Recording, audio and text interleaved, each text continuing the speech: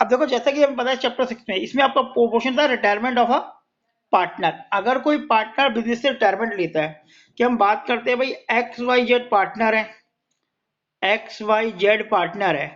अब जेड कहता है यार मुझे पार्टनरशिप से रिटायरमेंट लेनी है एज के कारण या ड्यू टू किसी रीजन के कारण, कि मैं पार्टनरशिप छोड़ना चाहता हूँ, उसे हम कहते हैं रिटायरमेंट पार्टनर। अब हुआ क्या, पहले एक्स वाई जेड की रेशो माना 3:2:1 थी, 3:2:1 थी। अब जेड अगर चले गया तो एक्स और वाई की रेशो चेंज होगी, या तो ये रेशो रहेगी या अपनी रेशो को चेंज करेंगे, प्रॉफिट शेयरिंग रेशो को। तो इसका मतलब क्या हो गया, जब भी कोई पार्टनर रिटायर होता है तो रिटायरमेंट केस में हम उसको भी क्या कहते हैं, it is a part of reconstruction of firm, reconstruction of firm ही कहलाता है। क्यों, इस केस में आपका पुराना एग्रीमेंट जो है वो खत्म हो जाता है, क्योंकि जेड बजट चले गया। अब एक्स और वाई अपना नया एग्रीमेंट बनाते हैं, नए रूल बनाते हैं, या ये कहते हैं कि जेड का शेयर हटा के रेशो वही रहेगी और बाकी जो भी हमारे रूल है regarding salary interest on drawing सारे वही रहेंगे। या फिर एक्स और वाई डिसाइड करते हुए जेड चले गया, हम दोबारा से अपनी नई पार्टनरशिप डीड बनाएंगे और उस डीड के अंदर लास्ट डीड में कुछ कमी रह गई तो उसमें चेंजेस कर देंगे। तो इसका मतलब रिटायरमेंट पार्टनरशिप का मतलब क्या होगा, रिकॉन्स्टिट्यूशन ऑफ फर्म का ही एक पार्ट होता है। तो हमें पता है रिकॉन्स्टिट्यूशन ऑफ फर्म बेसिकली होता क्या है, जब भी प्रॉफिट शेयर रेशो चेंज होती है। तो हमने एक चैप्टर पढ़ा था, उसमें क्या था, तीनों पार्टनर थे आपस में रेशो चेंज कर रहे थे, यहाँ जेड चले गया। अगर जेड चले गया और एक्स और वाई कुछ नहीं करते तो ये उनकी ओल्ड ओल्ड रेशो उनकी न्यू रेशो होती है। ठीक है, अब इसके अंदर हम कई टर्म्स पढ़ते हैं, आगे देखते हैं इसमें रिकॉन्स्टिट्यूशन ऑफ फर्म में क्या क्या होता है। देखो क्या लिखा हुआ है, मीनिंग की फॉर्म में अगर हम बात करें, retirement of a partnership mean retiring a partner ceasing to be a partner of the firm but the firm is continue. मतलब एक पार्टनर ने बिजनेस को छोड़ा है लेकिन फर्म कंटिन्यू बिजनेस कर रही है, तो इसका मतलब रिकॉन्स्टिट्यूशन ऑफ फर्म है। पार्टनरशिप डिसॉल्व हुई है, फर्म डिसॉल्व नहीं हुई, the mean firm continue business, firm business continue करती है।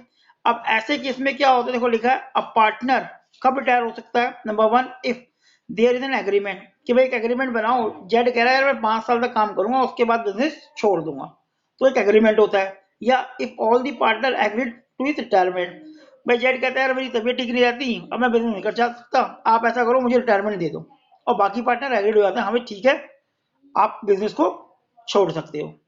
फिर if partnership is at will, अगर पार्टनरशिप इज एट विल बना हुआ है, एट विल का मतलब इसके अंदर एक कंडीशन गिवन होती है कि कोई भी पार्टनर चाहे कभी भी बिजनेस को छोड़ सकता है। एट विल का मतलब वही होता है, बस वो अपनी इंटेंशन फर्म को बताएगा कि भाई मैं बिजनेस छोड़ रहा हूँ, और वो बिजनेस आराम से छोड़ सकता है, उसमें कोई पाबंदी नहीं होती। देखा है ना, by given a written notice to the remaining partner of his decision to retirement. तो मेन रिटायरमेंट का मतलब क्या हुआ कि पार्टनर का बिजनेस को छोड़ना, लेकिन इसका मतलब ये नहीं कि फर्म का काम बंद हो गया, फर्म कंटिन्यू रन करती है। और ये वो 3 कंडीशन होती है बेसिकली जिसके अंडर वो रिटायर हो सकता है। कोई लीगल टर्म नहीं, हम अकाउंट्स पढ़ रहे हैं तो बेसिकली हम ये पढ़ते हैं कि भाई अगर एक पार्टनर रिटायर होता है तो उस टाइम क्या क्या एडजस्टमेंट की जाती है, मतलब adjustment require for retirement of a partner. अगर एक पार्टनर बिजनेस को छोड़ता है, अगर जेड बिजनेस को छोड़ रहा है, तो हमें कई तरह की अकाउंटिंग ट्रीटमेंट करनी पड़ती है, अकाउंटिंग एडजस्टमेंट करनी पड़ती है, अकाउंटिंग एडजस्टमेंट हमें करनी पड़ती है, वो इस चैप्टर में पढ़ेंगे भाई क्या क्या होगा अगर एक पार्टनर बिजनेस को छोड़ता है।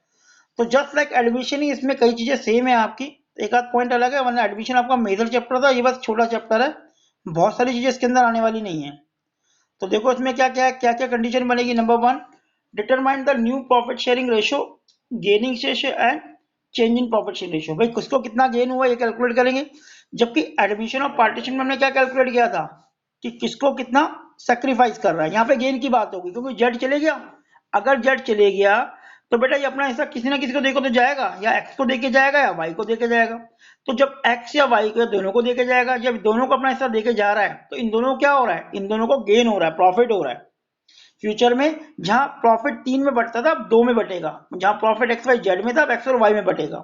तो इसको हम पढ़ने वाले हैं कि भाई गेनिंग रेशियो क्या होती है। फिर valuation of adjustment of goodwill, इसमें बहुत छोटा पोर्शन है, एडमिशन की तरह बहुत बड़ा पोर्शन नहीं है, 2-3 एंट्रियां, छोटा टॉपिक है।